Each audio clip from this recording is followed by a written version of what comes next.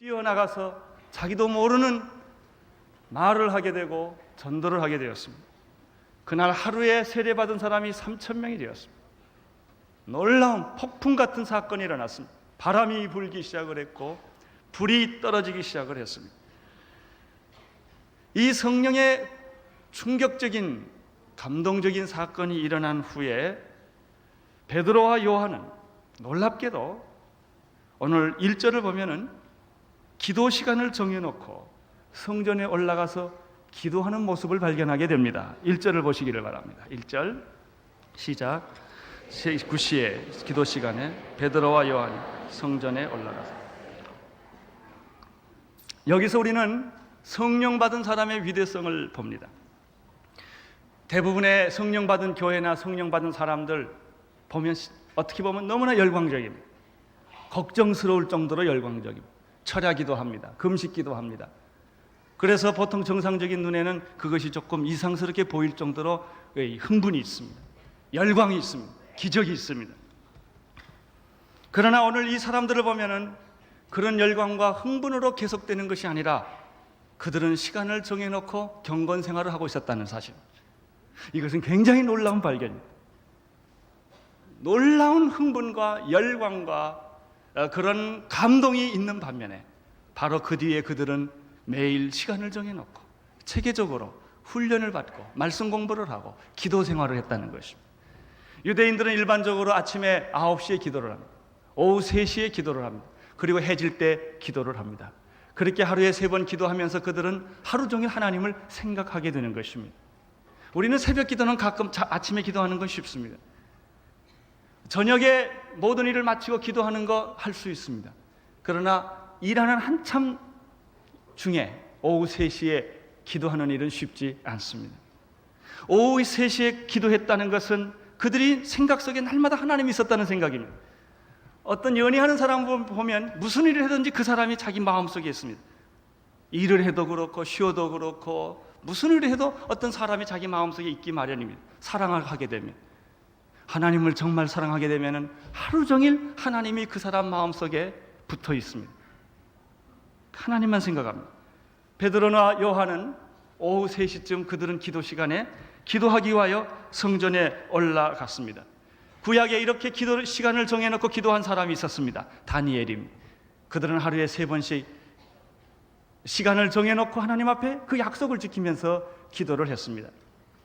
우리는 세상에서 여러 가지 약속을 합니다. 어떤 약속은 약속을 해놓고 안 지키기도 합니다. 그러나 대통령하고 약속해놓고 안 지킬 사람 별로 없을 것입니다. 어떤 사람은 하나님하고 약속해놓고 쉽게 그 약속을 버리는 사람 참 많습니다. 시간을 정해놓고 하나님을 정기적으로 만날 수 있다면 그 사람은 하나님의 사람인 것이 틀림이 없습니다.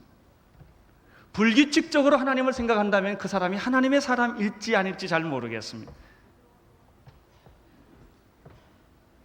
베드로와 요한의 관심은 하나님이었습니다. 여러분의 관심은 무엇입니까? 여러분의 관심을 위하여 하나님이 계십니까? 아니면 하나님이 여러분의 관심이십니까? 여러분의 인생의 문제를 도와줄 분으로 하나님을 찾고 계십니까?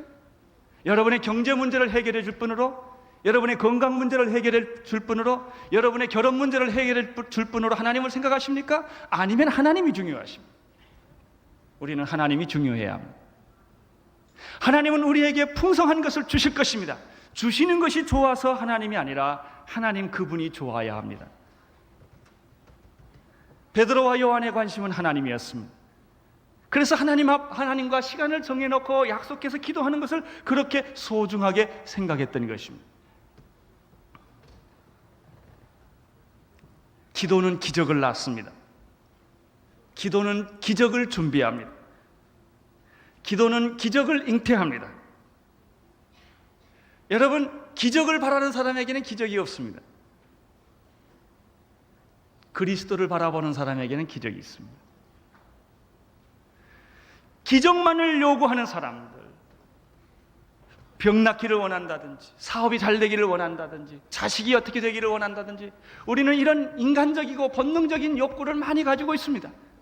그렇다면 그것은 기복신앙과 다를 바가 아무것도 없는 것입니다. 무당과 다를 바가 아무것도 없는 것입니다. 우리는 돌멩이도 빌고 물 떠다 놓고 빌 수도 있는 것입니다. 자연신에게 빌 수도 있는 것입니다. 그건 하나님 아닙니다. 기적은 어떻게 일어나는가? 기도하는 자에게만 일어나는 것입니다. 여러분, 하나님이 여러분에게 축복 주실 때 길거리 가는 사람 아무에게 주지 않습니다. 축복을 주기 위해서는 하나님이 그 사람을 준비시키십니다. 마음을 가난하게 만듭니다. 최근에 이런 사람이 있을 것입니다. 나는 요즘 기도하고 싶다. 돈 버는 거, 세상 사는 거 다 이렇게 좀 마음에 힘이 듭니다. 상처가 많습니다. 산에 가서 기도 좀 하고 싶다. 금식하고 싶다. 여러분, 그 사람에게 하나님은 만나주기 위하여, 기적을 주시기 위하여, 응답을 주시기 위하여 그 사람을 준비시키고 있는 것입니다. 그렇게 기도하고 싶을 때 그 기도를 하셔야 합니다. 그렇게 기도하고 싶을 때 여러분, 산에 들어가서 조용히 자신을 발견해야 합니다.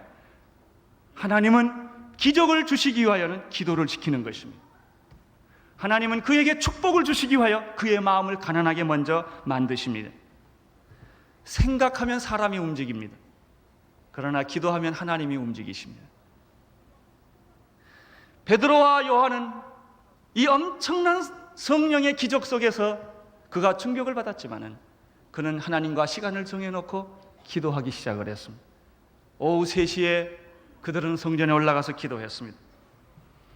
기도하러 갔기 때문에 하나님은 베드로와 요한에게 사건을 예비한 것입니다. 기도하는 사람에게는 하나님이 사람을 만나게 하십니다. 기도하는 사람에게는 하나님이 어떤 영적인 사건을 예비하시는 것입니다. 그 영적인 사건이 바로 나면서 안진뱅이를 만나게 하시는 사건입니다. 2절을 보시기를 바랍니다. 시작.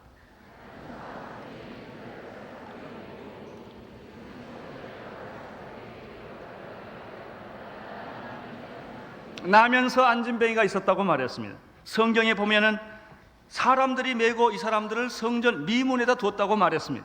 미문이란 이방인의 뜰에서 여인의 뜰로 들어가는 그런 길목입니다. 거기에 이 나면서 안진뱅이를 날마다 갖다 놓는 이유는 그 성전에 들어가서 하나님께 기도하려는 사람의 자비스러운 마음에 호소를 해서 구걸하기 위해서입니다.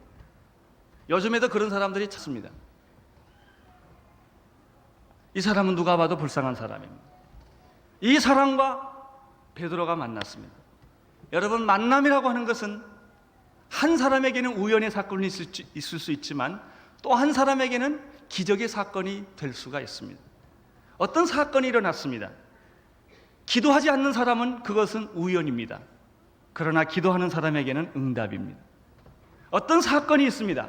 기도하는 사람에게는 그것이 축복이지만 기도하지 않는 사람에게는 팔자소관이 됩니다. 그건 우연히 그렇게 됐다는 것이죠. 재수가 좋았다는 것이죠. 땡을 잡았다는 것이죠. 그러나 기도하고 있는 사람에게는 하나님의 섬세한 손길을 보고 있었던 것입니다. 그것은 사람이 만든 것도 아니고 우연히 만든 것이 아니라 하나님이 계획해서 나에게 이런 축복을 줬다고 생각하는 것입니다. 지금 베드로와 나면서 안진뱅이가 만나고 있습니다. 나면서 안진뱅이의 입장에 있어서는 그것이 중요한 사건이 아닙니다. 수많이 지나가는 사람 중에 하나였습니다. 그러나 베드로에게 있어서는 이것은 놀라운 축복과 기적의 사건이었던 것입니다. 여기 나면서 안진뱅이가 있습니다. 누가 봐도 불쌍한 사람입니다. 이 사람에게서 우리는 5가지 상황을 추측해낼 수가 있습니다. 첫째, 나면서 안진뱅이는 자기가 원하는 대로 걸을 수 없는 사람입니다. 내가 가고 싶지만 누가 도와주지 않으면 갈 수 없는 그런 입장의 사람입니다. 마치 날개 없는 새와 같습니다. 새는 날아야 합니다. 알을 깔고 나온 새는 날아야 합니다. 근데 날개가 태화되었습니다. 날개를 잃어버렸습니다. 닭같이 되어버렸습니다. 오리처럼 되어버린 것입니다. 독수리처럼 비상해야 될 새가 도시 그늘 속에 방황하고 다니는 것입니다. 그것이 인생입니다. 인생은 하나님의 형상대로 지음을 받았습니다. 너무너무나 위대하게 인간은 창조되었습니다. 그러나 인간은 동물같이 삽니다. 야수같이 삽니다. 호랑이는 들에서 포효하면서 뛰면서 살아야 합니다. 우리에 갇힌 호랑이가 되었습니다. 그것이 인간입니다. 인간은 걸어야 합니다. 그는 걸을 수 없는 입장입니다. 두 번째, 그는 안진뱅이였는데 나면서 안진뱅이였다고 말했습니다. 그 원인이 자기에게 있지 않습니다. 그가 살아가다 무슨 실수를 했거나 어떤 사고가 생겨서 그가 안진뱅이 된 것이 아니라 그가 태어나니 안진뱅이가 됐던 것입니다. 제가 영국에 있었을 때 우리 교회 다니는 한 형제를 봤는데 첫 아기가 낳았어요. 그래서 한국과 달리 거기는 남편이 부인이 아기 낳는 것을 보게 해줍니다. 옷을 입고 부인이 해산하는 그 장면을 목격을 하게 됐는데 아기가 하나 나왔는데 팔이 없는 아이가 나왔어요. 두 팔이 없는 거예요. 그때 이 사람이 받은 충격을 저한테 설명을 했습니다. 그렇게 충격을 받을 수가 없다는 거예요. 그래서 그 아이는 결국은 팔 없이 기부스를 하고 제가 갔을 때 걔가 5학년 됐어요. 자꾸 넘어집니다. 그 부모는 가슴이 찢어지는 마음으로 그 아이를 봅니다. 그리고 하나님을 찾습니다. 여러분, 이게 웬일입니까? 원인이 나에게서 생긴 것이라면 내가 감당하고 해석할 수 있지만 원인이 나에게서 나온 것이 아니라고 할 때는 감당하기가 어렵습니다. 이 사람이 나면서부터 안전방이었습니다. 어떤 사람은 나면서부터 봉사로 태어나는 사람이 있습니다. 그렇습니다. 인간이란 태어나면서부터 죄인입니다. 내가 언젠가 내 의식이 생기고 자아의식이 생기고 나를 발견할 때부터 이미 나는 죄인이 되어버린 것입니다. 이 문제를 내가 어떻게 해석할 수가 있습니까? 이 문제를 내가 어떻게 해결할 수가 있겠습니까? 여러분, 인간의 마음은 피어오르는 안개와 같이 죄가 있는 것입니다. 가만히 있으면 인간은 악한 생각을 하는 게 인간입니다. 인간은 선하지를 않습니다.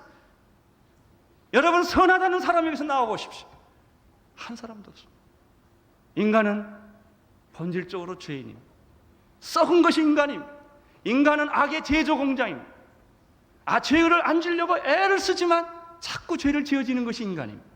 나면서부터 인간은 죄인이었던 모습과 참 비슷합니다. 세 번째입니다. 이 사람은 타인에 의해서만 활동할 수 있습니다. 누가 갖다 줘야 합니다. 자기가 가지를 못합니다. 나면서 안진뱅이만 그런 것이 아니라 인생 자체가 인간의 실존, 현존이라는 것이 그런 것입니다. 우리가 세상에 태어났을 때 엄마 뱃속에서 태어나면 나다! 그리고 태어난 사람이 어디 있어요? 나는 나 혼자 살 수 있다. 이렇게 어떻게 해요? 철저하게 어린아이는 태아는 부모에 의해서 100% 의존해서 사는 것입니다. 태어날 때부터 우리는 타인에 의존해서 삽니다. 독립하고 싶지만 독립할 수 없는 존재입니다. 성인이 되면 그게 가능합니까? 그렇지 않습니다. 우리는 결혼의 굴레속에 또 들어가는 것입니다. 자식이 있습니다. 부모가 있습니다. 나는 이 사회를 떠나서 홀로 살 수 없습니다. 우리는 서로 다 인간관계를 가지며 서로가 서로를 통제하면서 그렇게 살아가는 것입니다. 바로 그것이 인생의 모습입니다. 또 한 가지 이 사람에게서 발견하는 재미있는 것이 있습니다.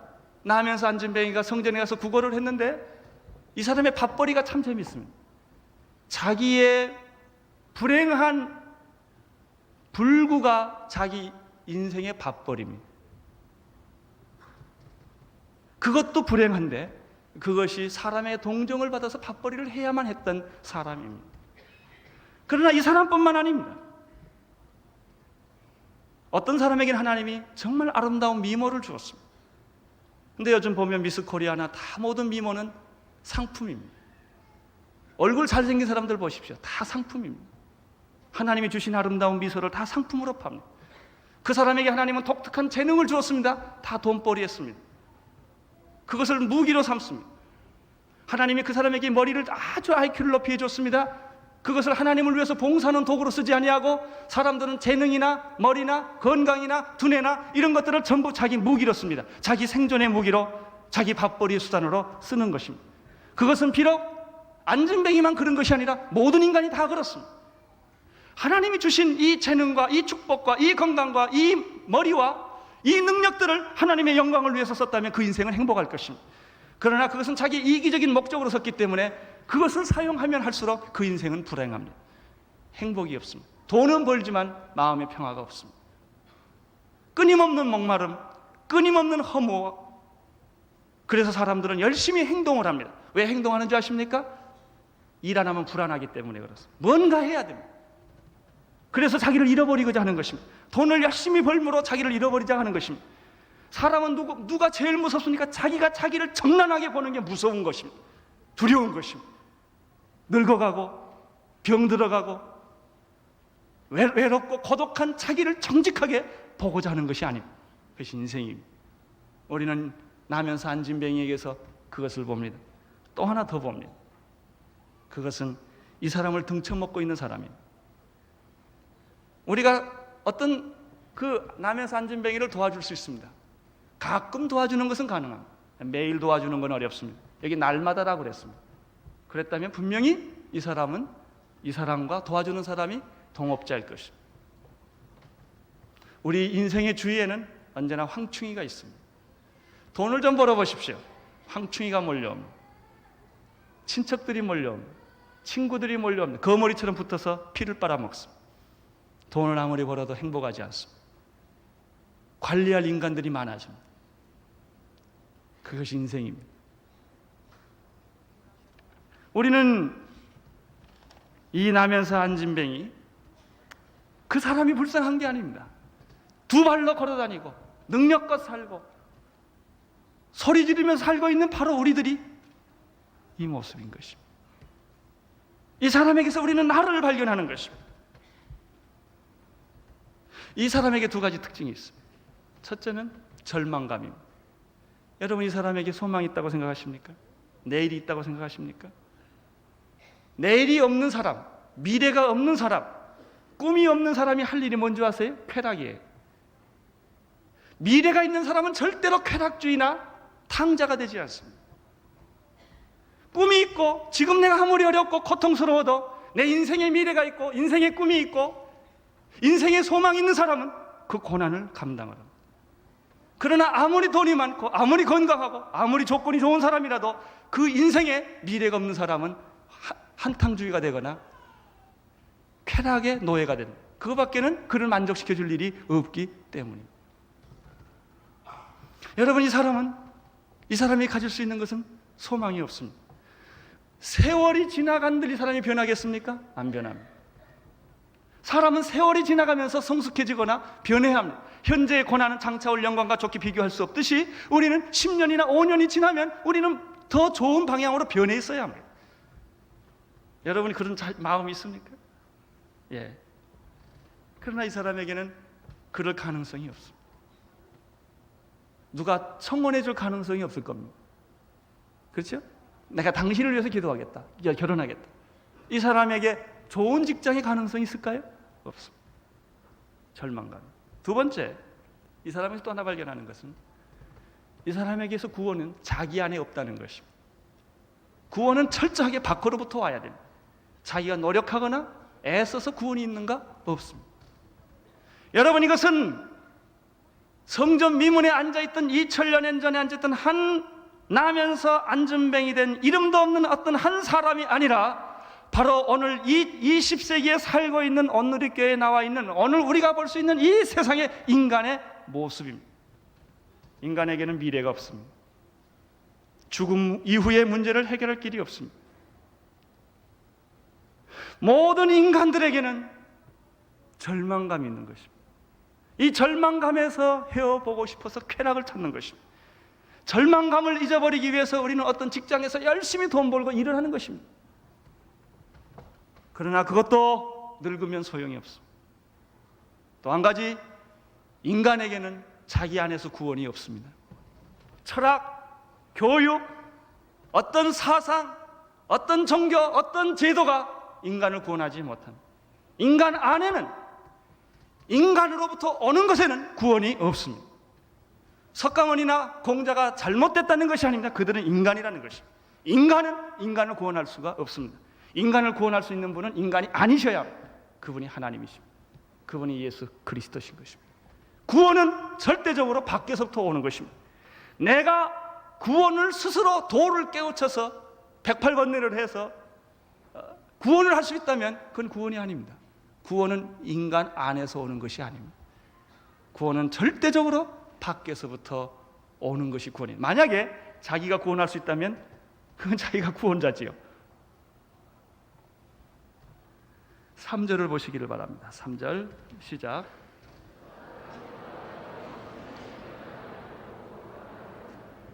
그가 베드로와 요한이 성전에 들어감을 보고 구걸하거늘. 여기서 두 사람이 만납니다. 그러나 이 안진뱅이가 베드로와 요한을 만나서 요구한 것은 영원한 샘물 아닙니다. 영원한 구원 아닙니다. 그는 영생에 관한 데 관심이 없었습니다.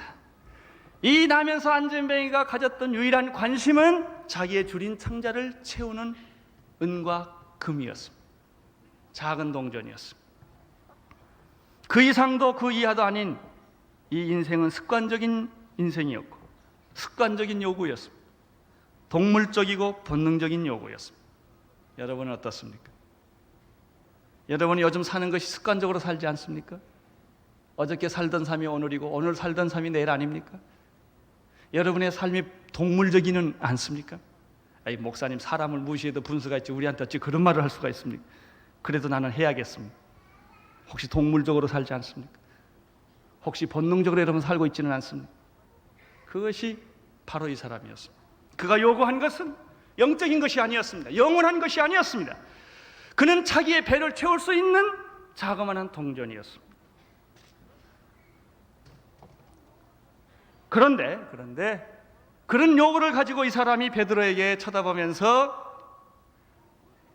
구걸을 했는데 그 순간에 이 사람이 베드로에서 발견한 것은 그것이 아니었습니다. 엄청난 섬광을, 엄청난 어떤 것을 그 눈에서 그가 본 것입니다. 4절을 보십시오. 4절 시작. 베드로가 요한으로 더불어 주목하여 가라되, 우리를 보라. 베드로가 보니까 눈과 눈이 지금 마주쳤습니다. 이 사람이 요구하는 것은 한 푼 주십시오라는 것입니다. 그런데 베드로의 눈에서 빛이 나기 시작을 한 것입니다. 그리고 베드로의 입에서 엄청난 말이 나오기 시작을 한 것입니다. 제가 어저께 이 몸 전체를 검사하는 그런 걸 한번 한 일이 있습니다. 가족들과. 그래서 사진도 찍고 전부 머리끝부터 발끝까지 키도 다시 재보고를 해봤어요. 안과를 갔더니 그 안과 선생님이 저한테 눈을 검사해 주시면서 이렇게 보더니, 목사님, 나는 사람들의 눈만 보는 직업을 가진 사람입니다. 그러시더니 그분이, 목사님, 눈에도 표정이 있어요. 그래요. 굉장히 글 하나 쓰고 싶더라. 그 말이, 눈에도 표정이, 눈에는 표정이. 아주 멋져요. 모든 사람이 다 똑같은 눈이 아니라 눈마다 표정이 있대요. 그런 것 같아요. 여러분 눈에는 어떤 표정이 있습니까? 싸나운 표정이 있습니까? 시기하는 표정이 있습니까? 여러분 눈은 어떤 눈입니까? 아니면 사랑하는 눈입니까? 성령에 충만한 눈입니까? 애정을 가진 눈입니까? 다른 사람을 불쌍히 여기는 눈입니까? 베드로에는 새로운 눈이 생겼어. 우리를 그가 보니까 4절에 보면은, 4절에 베드로가 요한과 더불어 뭐하라고 그랬죠? 주목하여. 그러니까 베드로가 그 사람을 보았을 거예요. 보는 순간에 베드로의 마음은 감동을 받았습니다. 이 사람이 원하는 것을 지금 내가 주려는 것이 아니라 이 사람이 불쌍하기 시작한 거예요.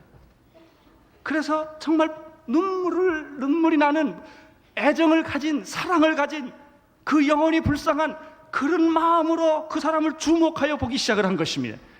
나는 여러분들에게 이 눈이 있게 되기를 바랍니다. 아내를 볼 때, 남편을 볼 때, 여러분 동료를 볼 때 참 여러분의 눈에는 성령의 표정이 있게 되기를 바랍니다. 그런 뜨거운 마음을 가지고 볼 수 있게 되기를 바랍니다. 그 다음에 베드로가 그 사람을 뚫어지게 보면서 하는 말이, 주목하여 나를 보라 그랬습니다. 나를 보라. 성령님께서 베드로와 요한의 마음을 움직이기 시작을 했고, 그들의 마음에는 주체할 수 없는 엄청난 사랑으로 가득 차기 시작을 한 것입니다. 여기에 성령의 개입을 우리는 보게 됩니다. 마치 수가성의 여인에게 나타났던 영원히 목마르지 않는 샘물을 보는 것 같습니다. 이것은 전혀 기대하지 않았던 구원이 가늠하다 현장에 붙잡혀서 돌에 맞아 죽게 된 한 여인에게 나타난 것과 마찬가지입니다. 이것은 뽕나무 위에서 예수님의 행차를 보다가 구원을 받은 삭개오와 같은 것입니다. 지금 이런 기적이 나면서 안진뱅이 된 사람에게 나타난 것입니다. 이런 기적이 여러분에게 나타나는 것입니다. 여러분의 인생에, 목마른 인생에 모든 것은 다 갖춰졌으나 자살하고 싶은 그런 인생에, 모든 것을 다 얻었으나 모든 것을 다 잃어버린 인생에게 이것이 나타나는 것입니다. 하나님이 개입하는 것입니다. 나는 여러분의 인생에 하나님이 개입하기를 바랍니다. 하나님이 여러분의 인생을 뚫고 들어오기를 바랍니다. 그래서 여러분의 외롭고 목마르고 갈증을 느끼는 그 인생에 하나님의 풍성한 것으로 채워줄 수 있게 되기를 바랍니다. 5절을 보시기를 바랍니다. 시작. 그가 저희에게 무엇을 얻을?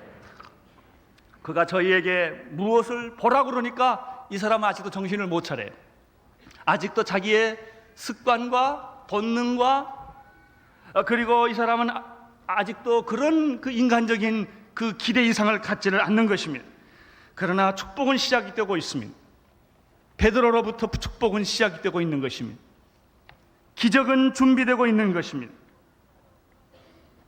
그냥 무엇을 얻을까 하여 바라보고 있는 그 눈에 하나님의 기적이 지금 임하기 시작을 하는 것입니다. 초자연적인 사건이 임하기 시작을 하는 것입니다. 6절을 보시기를 바랍니다. 시작.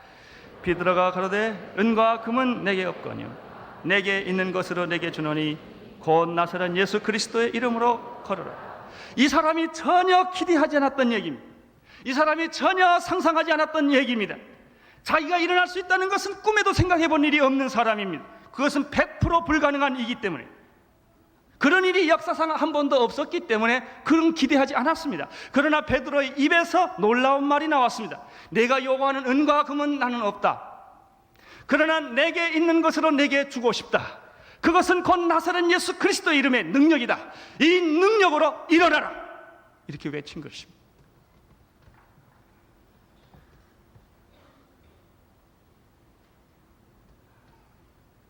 나는 이 말을 하는 베드로가 그때 정신이 좀 없었을 것 같아요.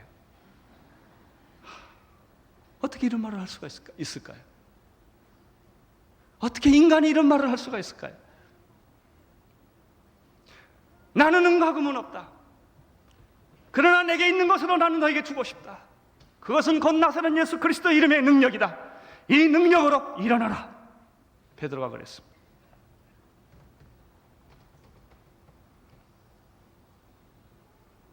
이것이 바로 오늘날 교회가 할 일입니다.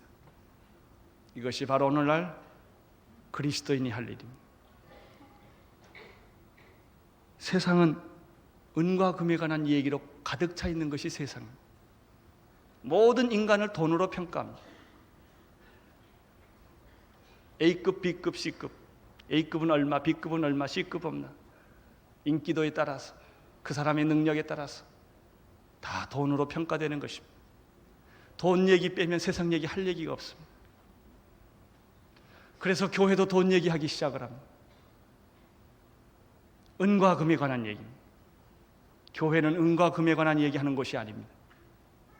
교회는 나사렛 예수 그리스도 이름의 능력을 말하는 것입니다. 중세 유명한 아퀴나스가 이런 말을 했습니다. 초대교회는 은과 금은 내게 없거니와 내게 있는 것으로 내게 주노니 곧 나사렛 예수 그리스도 이름으로 일어나 걸으라가 있었다. 그러나 오늘날 우리의 교회는 금으로 기둥을 만들고 대리석으로 바닥을 깔고 엄청난 하나님의 집을 지었다. 우리는 교회가 땅도 많이 가지고 있다. 건물도 많이 가지고 있다. 사람도 많이 가지고 있다. 은과 금은 이제 우리에게는 있다. 그러나 오늘 교회는 나사렛 예수 그리스도의 이름의 능력은 없어졌다. 나는 그것이 오늘 우리 교회에 적용되는 말이라고 생각합니다. 오늘 교회의 위기와 유혹이 어디에 있습니까? 교회도 세상처럼 돈을 주고 싶은 마음이 있는, 세상의 문제를 구제로 해결하려고 하는 것입니다. 세상의 문제를 교육으로 해결하려고 하는 것입니다. 구제와 교육은 중요한 것입니다. 그러나 교회의 본질은 은과 금이 아니라 예수의 이름입니다. 여기서 우리는 세상이 원하는 것과 하나님이 원하는 것이 다르다는 것을 알게 됩니다. 또 한 가지, 세상이 갖고 싶어하는 것과 하나님이 주고 싶은 것이 다르다는 사실을 알게 됩니다. 여러분, 우리의 기도는 하나님이 주고 싶은 것과 일치해야 합니다. 우리의 기도는 하나님이 받고 싶은 것과 일치해야 합니다. 교회는 반드시 구제해야 합니다. 가난한 자를 돌보며 고아를 돌보며 과부를 돌봐야 합니다. 그러나 교회는 구호단체가 되어서는 안 됩니다. 교회는 교육을 해야 합니다. 그러나 교육단체가 되어서는 안 됩니다. 교회는 병을 고쳐야 하지만 의료기관은 아닙니다. 교회는 세상을 개혁해야 하지만 교회는 개혁단체가 아닙니다. 교회는 이 시대에 정의를 실현해야 합니다만 정의 실현단체가 되어서는 안 됩니다. 그들을 가능하도록 영적으로 뒷바라지해야 되는 것입니다. 그것이 교회의 본질입니다. 교회는 나사렛 예수 그리스도의 이름의 능력을 소유하며 그 능력을 전하는 것, 그 이상도 그 이하도 아닙니다. 거기에 교회의 본질이 있습니다. 교회의 위상이 있습니다. 더 나아가려는 유혹에서부터 우리는 절제해야 합니다. 그 이하로 떨어지려고 하는 데서부터 우리는 위기를 막아야 하는 것입니다. 교회가 자기의 영적인 위상을 지키고 있었을 때 영적 대각성이 일어나는 것입니다.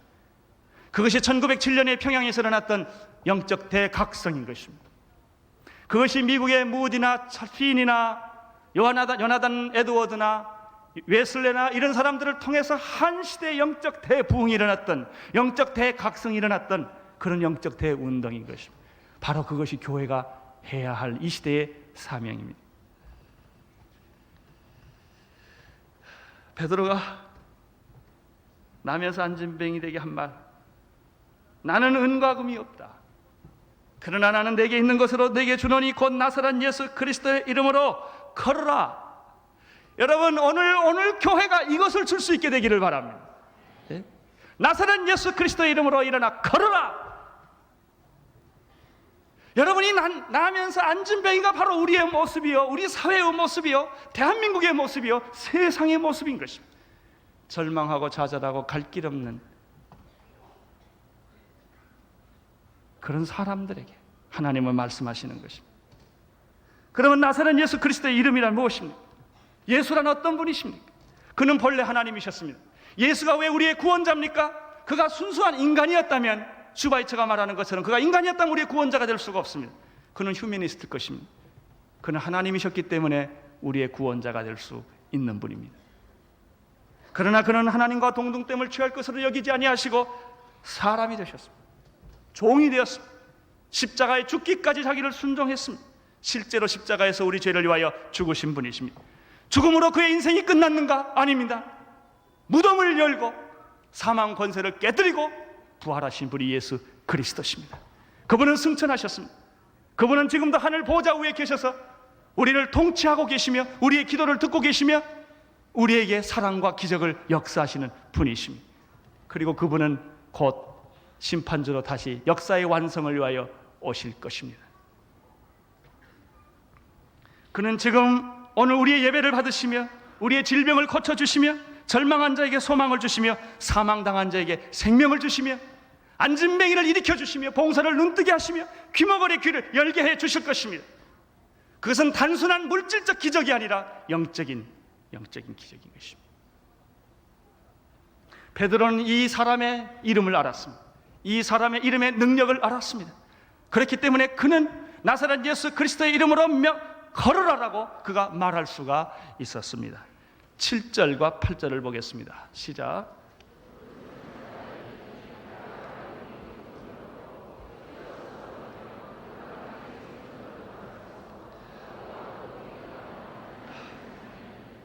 난 여기서 베드로의 놀라운 위대성을 봅니다. 나도 이 정도는 할 수 있을까? 나사렛 예수 그리스도의 이름으로 일어나 걸어라. 거기까지는 할 것 같아 내가. 근데 베드로는 어떻게 했어요? 그 다음에 그 사람의 손을 잡고 이렇게 세워줬어요. 확신이 없으면 어떻게 하겠습니까? 난 이때 베드로가 혹시 제정신이 아니었나 이런 생각을 좀. 놀라우네. 그렇습니다. 오늘 이 믿음과 이 확신이 여러분에게 있게 되기를 바랍니다. 나사렛 예수 그리스도 이름으로 일어나 걸어라 말만 할 뿐만 아니라 그 사람의 손을 잡아주고 일으켜 세워주는, 죽어있는 자를 일으켜 세워주는, 자살하는 자를 일으켜 세워주는, 이혼한 사람들을 일으켜 세워주는, 오늘 그 인생을 파괴해버리고 싶은 사람에게 새 생명을 주어서 일으켜 주는 나사렛 예수 그리스도의 이름의 능력을 우리는 소유하고 있지 않습니까? 그것을 우리는 나누어 줘야 합니다. 그것이 교회의 할 일이요, 오늘 여러분과 내가 할 일입니다. 일으켜 세우니 그 사람이 발과 발목에 힘이 생겼다 그랬습니다. 뛰어서서 걸으며 그들과 함께 성전으로 들어가면서 걷기도 하고 뛰기도 하며 하나님을 찬미했다. 얼마나 놀랐습니다. 여러분, 그 장면을 우리가 좀 상상해 볼 수 있겠습니까? 나는 이 사도행전 3장을 생각하면 생각나는 축복의 사건이 하나 있습니다. 소설가 이목인 선생님이 불란서를 다녀오셔서 74년 연예인교회를 세울 무렵입니다. 쓰러지셨습니다. 반신마비가 아니라 전신마비가 됐어요. 그래서 성모 병원에 갔습니다. 제가 그 소식을 들었습니다. 그때 이목인 선생님으로 통해서 그 살인 20몇 명 죽인 사람을 전도한 일이 그때 이뤄졌었습니다. 그래서 열흘이 지나서 제가 그 집을 방문하게 됐습니다. 병원에서 전혀 소망이 없기 때문에 집에 치료가 안 되니까 집에 갔는데, 제가 그 집을 가보니까 그 이목인 선생님이 앉아 계세요. 내가 너무 놀라서 권사님 이게 웬일이에요? 그랬더니 홍시를 주시면서 이거 먹어 그러더라고요. 그 얘기를 간증을 하세요. 자기가 그렇게 완전 마비가 돼서 집으로 들어왔는데 정말 어떻게 할 줄을 모르겠더래. 자기는 여자로서 참 큰 수술을 여러 번 했는데 이렇게 고통스럽고 아픈 일이 처음이래. 근데 머리는 말짱하다는 것입니다. 그럼 자기는 예수 그리스도의 고난을 그때 생각하기 시작을 했대요. 고난을 깊이 묵상하기 시작을 했답니다.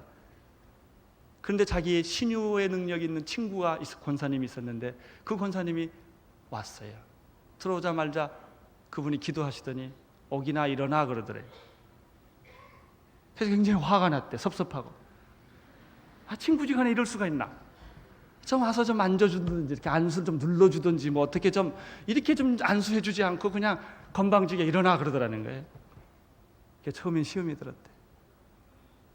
속상하더래요. 누구는 일어나고 싶지 않나? 그런데 가만 생각해 보니까, 그리고 가만히 있었대요. 생각해 보니까 하나님이 사도행전 3장을 생각나게 해주시더라고요. 나사렛 안진뱅이도 일어났는데, 그래서 자기가 기도하면서 그래 안진뱅이도 일어났는데 자기 마음속으로 외쳤대. 나사렛 예수 그리스도 이름으로 일어나라. 그리고 손을 한번 확 쳐봤대요. 그래서 손이 쑥 움직이더래. 그래서 또 왼쪽을 했대요. 손이 또 쭉 움직이더래. 그랬더니 그 권사님이 어기나 일어나 그러더래. 그래서 벽을 짚고 일어났대요. 그때 거기 건국대학교 여자 학생이 돌봐준 사람이 있었는데 그 장면을 보고 아멘 할렐루야를 그리지는 못하고 악 하고 소리 지고 밖으로 나가버렸어요. 너무 놀라서. 그까지 다 흉내를 내요 나한테. 벽을 짚고 돌라고. 자기 벽을 짚고 돌았대. 손 떼고 돌라고 그러더래. 손 떼고 돌았대. 그리고 그래서 그 후에 앉아 계셨어요. 그분이 연예인교회 창립 때 새손이라는 시를 하나 써줬어요. 걸레 같은 자기 손, 자기 마음대로 움직일 수 없는 손이 새손이 됐다는 거예요. 연예인교회 창립 때 그분이 그 시를 나한테 줬어요. 새손이 되었다. 자기는 그리스도 손을 안다고. 십자가에 못 박힌 손. 여러분, 2000년 전에 그런 일이 있었습니다. 그러나 2000년 전에만 있을까요? 지금도 있을 수가 있습니다. 그렇다고 모든 사람에게 다 일어납니까? 안 그렇습니다. 이런 일들이 하나님이 가끔 베풀어 주십니다. 나는 이것이 온누리교회도 일어날 수 있다고 믿습니다. 여러분에게도 일어날 수 있다고 믿습니다. 여러분의 안진뱅이가 과연 발과 발목에 즉시 힘을 얻는 일이 있을 수 있을까요? 우리의 상식은 거부합니다. 우리의 과학은 거부합니다. 우리의 합리는 거부합니다. 그러나 말씀은 가능하다고 말하는 것입니다. 하나님 말씀에 능치 못한 일이 무엇이 있습니까? 어찌 여자가 남자를 알지 못하는 이 여자가 내가 아기를 뵐 수가 있습니까? 마리아가 그렇게 말했습니다. 하나님은 할 수 있는 일이라. 주의 계집정년이 당신 말씀대로 이루어지이다. 그 순간에 마리아에게 예수가 잉태를 합니다. 순종하는 순간에 남자를 모르는 여자가 예수를 잉태하는 것입니다. 이것이 헛것에 같은 얘기입니까? 전설에 나오는 얘기입니까? 아니면 역사적인 사실입니까? 이것은 역사적인 사실입니다. 실제로 이런 일은 일어나는 것입니다. 어제나 오늘이나 하나님은 영원토록 동일하십니다. 홍해를 갈리신 하나님은 오늘 또 우리에게 이런 일을 하실 수가 있습니다. 나는 홍해가 갈라졌다고 믿습니다. 60만 명이 건넜다고 믿습니다. 결코 그것은 갈대 바다가 아닙니다. 얌숲이 아닙니다. 홍해입니다. 그것은 요단강을 건넌 것입니다. 여리고성은 무너진 것입니다. 오순절은 실제로 존재하는 것입니다. 예수는 무덤에서 다시 살아나셨습니다. 그의 피는 우리의 구원인 것입니다.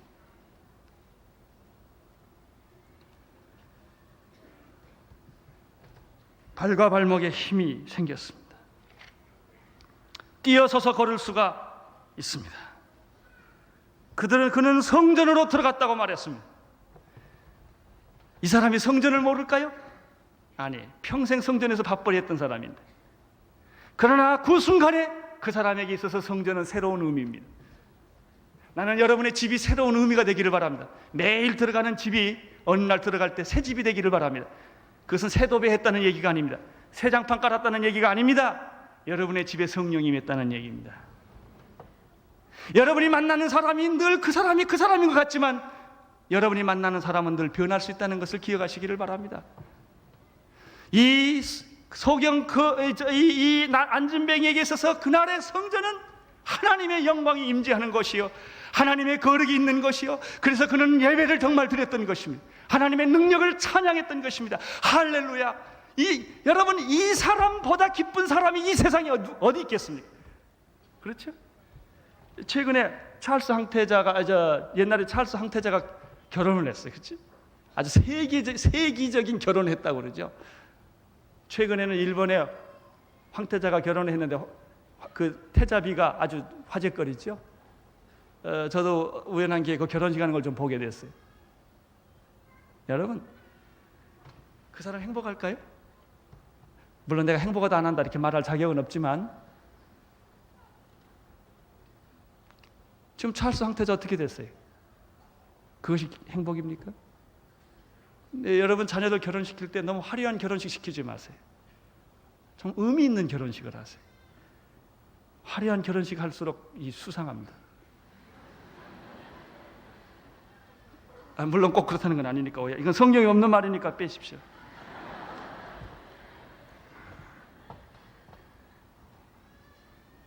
여러분, 이 사람보다 행복한 사람이 지금 어디 있을까요?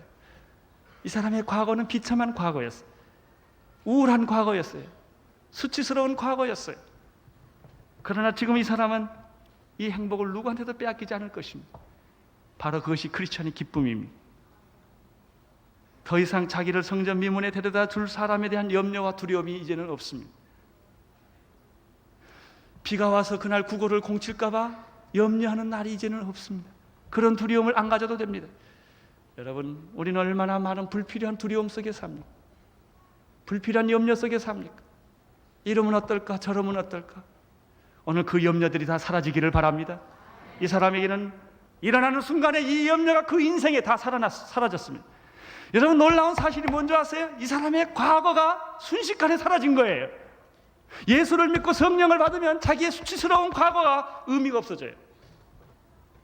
자기가 비록 창녀로 살았거나 참 비인간으로 인간을 살았다 할지라도 하나님을 만난 사람에게는 그 과거가 다 땅으로 들어가 버려요. 그리고 수치스러운 과거에 말하는 것을 부끄러워하지 않게 되는 것입니다. 왜? 지금의 삶이 너무나 영광스럽기 때문에, 지금의 삶이 너무나 완벽하기 때문에, 그것이 너무나 큰 축복이기 때문에. 왜 사람들이 과거를 말할까요? 현재가 불행하면 자꾸 과거를 말하게 되어 있습니다. 우리 집에 과거에 금송아지가 있었다, 별소리를 다 하는 것입니다. 왜? 현재가 불행하니까. 현재가 행복한 사람들은 과거가 중요하지 않습니다. 여러분, 마음의 상처가 아무리 깊어도 성령으로 충만을 받으면 그건 순식간에 없어져 버리는 거예요. 걱정하지 마세요. 9절을 보십시오. 9절 시작.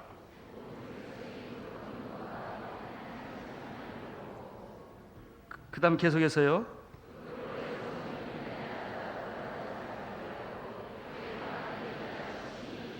사람들이 놀라기 시작을 했습니다. 왜냐하면 그 사람은 자기들이 너무나 잘 아는 사람이었기 때문입니다.